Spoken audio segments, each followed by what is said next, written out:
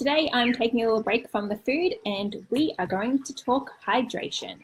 Now, hydration is the process of something to absorb water, and the key to hydrating our bodies is, of course, water. So the risk of becoming severely unpopular, hydrating does not include coffee, does not include tea, does not include soft drink, or does not include alcohol. So unfortunately, if we really want to be properly hydrated, we do need to drink water. I'm sure most of us know that the required amount of water that we need to drink per day is around that 2 litre mark. But do we actually know why water is so important? Why it actually has to be water and not those other products that I spoke about, like alcohol, coffee, soft drinks, those kind of things? Well, let's explore that. So a few little fun facts about why water is so important. Our muscles are 75% water. Our blood is 82% water. Lungs, 90% water. Our brain is 76% water. Even our bones are 25% water. We start our lives with around 75% of our body being water, and by the time we are 30, this has dropped to an average of 60%, pretty much showing us that we don't manage that hydration level very well as we get older. Now, obviously at The Nourishing Way, I'm all about creating a life that hums from the inside. So it's pretty clear with those stats why we need to focus on hydrating and particularly drinking enough water. Now, my nutrition crush, Dr. Libby, actually writes it perfectly. She said it has significant impact on our inner health and our outer sparkle. It's exactly what I like to think that we do at The Nourishing Way. So hydration is such a big, important part of that. It obviously has lots of functions in our body as well. Think of all those body parts we just mentioned: lungs, bones, brain, blood, all of that kind of stuff. They help us move, they keep us alive, they keep us upright, they allow us to think. So if we're not having adequate water, then how can we expect to show up in our day being our best? So science currently tells us that we need around 33 mils of water for every kilogram of body weight.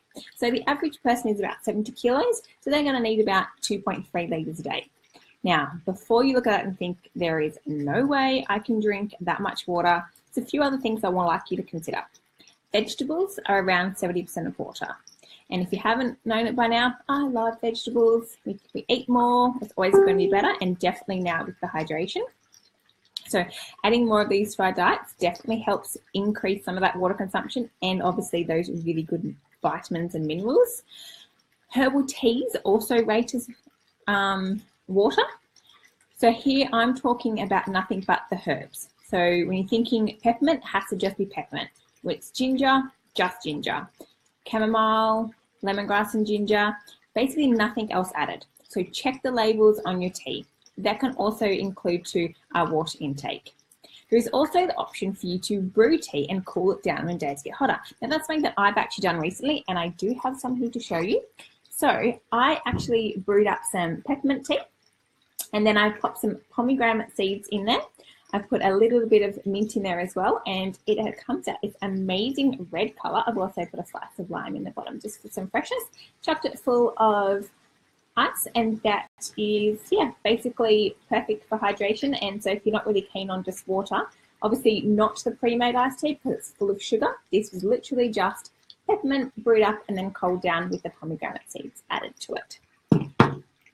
So on the flip side, drinks and foods containing caffeine and alcohol will cause water to draw out of our cells, resulting in us needing more water. Sweating, increased breathing during exercise, stressful situations can also increase our need for water. So how can you accurately measure the additional water that you gain from veggies or you lose from exercise and stress? Well, at the end of the day, you kind of can't. It's hard to determine exactly how much water we gain from our vegetables and how much water we use up during exercise and from consuming caffeine and alcohol. So the best way to determine if you're hydrated is through your thirst. Being thirsty is nature's way of telling you to drink water. Other ones is so basically signs of hydration. So if you know you have enough and you are getting enough, you've got bright, clear eyes, strong hair and nails, you're very alert, your skin feels like nice and supple, it's not tight. When you pinch it like this and it bounces back, woohoo, I'm hydrated. And bonus for as we get a little bit older, we have less fine lines. If we're dehydrated, our eyes can look a little bit sunken, as lack of concentration, headaches, you can be constipated because obviously you're not getting water into your bowels to make sure it moves properly. You don't urinate too much, dry mouth, your skin feels tight. Sometimes you get dizzy, irritable, and you can also have increased chances of muscle cramps if you're exercising and stuff a lot. So we are all individuals. One 70-kilogram person drinking 2.3 litres of water a day may feel fantastic. Another may feel that they never have their first quench, and a third may feel bloated and uncomfortable. So why is this the case? Well, our cells should be plump. When they're dehydrated, they tend to shrivel up.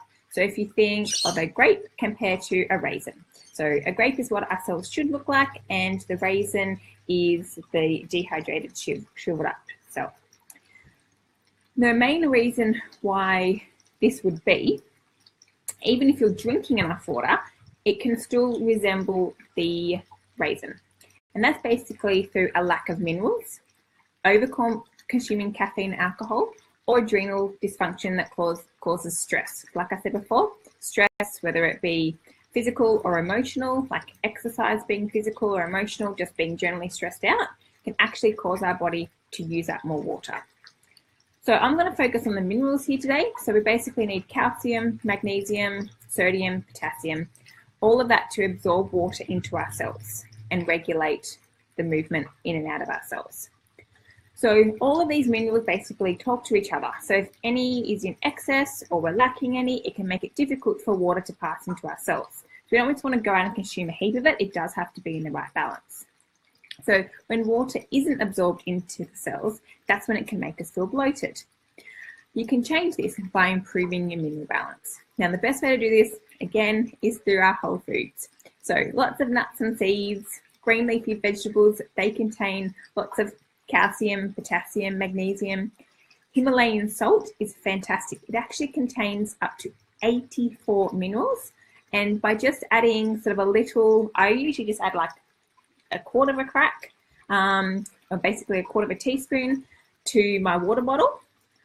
And I promise you won't taste it because I really do not like the taste of salt water. I find that really helps me be able to absorb those extra minerals, and it helps keep me hydrated. Now, you do need to pay close attention to your body. How does your body react when you drink enough water? Do you feel more vibrant and alive, or are you feeling bloated? Are you displaying some of those signs of dehydration that I mentioned before? So remember, your requirements of water will vary on what's happening for you. Exercise, obviously, you need to have more. Temperature, stress. If you're a female and you're menstruating, you're going to need more water. If you have caffeine, you're going to need more water. Alcohol, same thing. It will all affect how thirsty you feel. So just really pay attention to that trigger in your body. The best way to make sure that we are drinking enough water, because it is a bit of a habit that you need to get into, ultimately, when you wake up in the morning, the best way to start the day to get that is a glass or two, if you can, immediately when you wake up. Pop an alarm on your phone. So whenever it goes off, that you know you need to go and drink water. Every time you hop in the car, you could drink water. Basically, whatever works for you, just set up those triggers to make sure that you're drinking enough water. Now, remember, this is simple and a very impactful investment on you and your long-term health. So make sure that you are drinking enough water. Like I said, you can just have basic water, or you can make up some nice iced tea. I think over the next few weeks, I'll pop some of my iced tea recipes up on the website, so look out for those. Until next time, especially as we're coming into summer in Australia, make sure you're drinking enough water so you can stay hydrated. See you guys.